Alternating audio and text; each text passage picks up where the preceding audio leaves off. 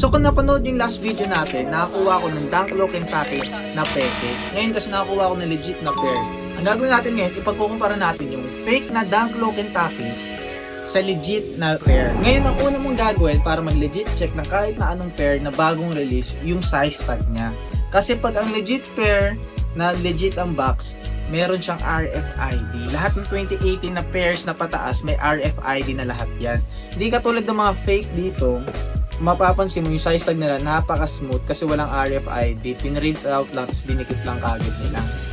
Ngayon, ang pangalawa kong napansin, nasasabihin ko sanang pwede nyong i-check kung merong data code yung box ng sapatos, which is ito. Makita nyo siya, nasa top lid lang siya ng box.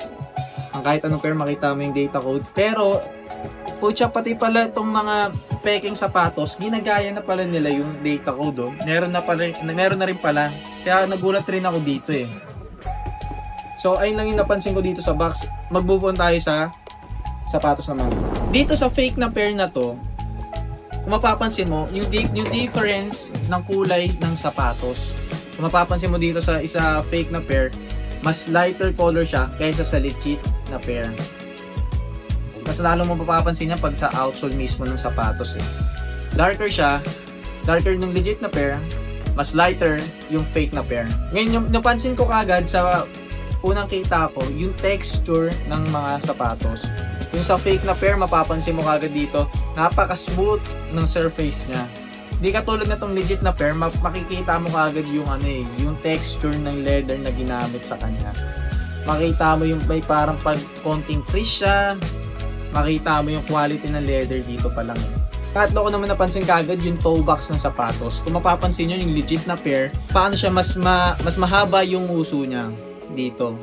Di katulad nitong pair na to, itong fake na pair na to, mas mas payo siya, mas mahaba yung ikot ng U niya ng dulo.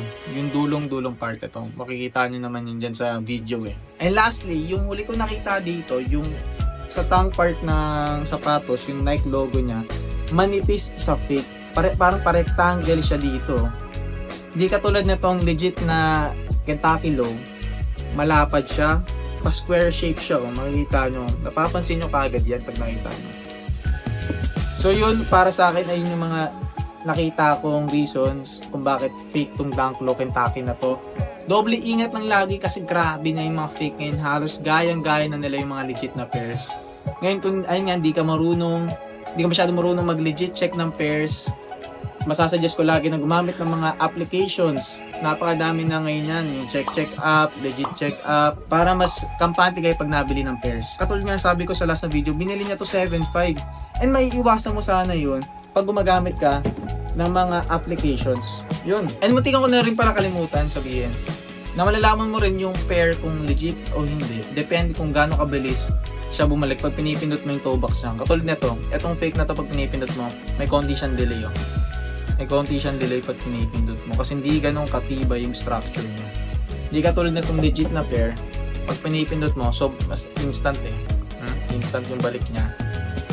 Yun. Kaya lagi nyo lang tandaan itong mga sinasabi ko kasi pwede kayong matulungan nito. Doble ingat lang lagi and lagi tandaan. You'll know it's love when it's squeezed. Cheers!